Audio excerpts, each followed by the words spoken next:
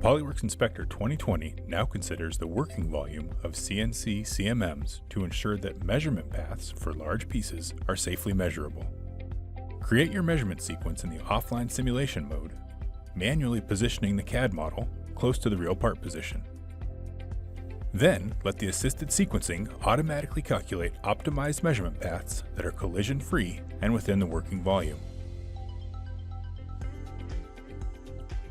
When measuring online, Inspector warns you if the measurement path is about to leave the CMM's working volume.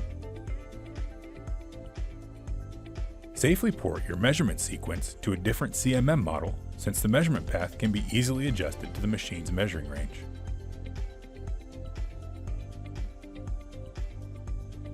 PolyWorks Inspector 2020 provides you with worry-free CMM measurement sequences that let you measure parts efficiently with complete confidence.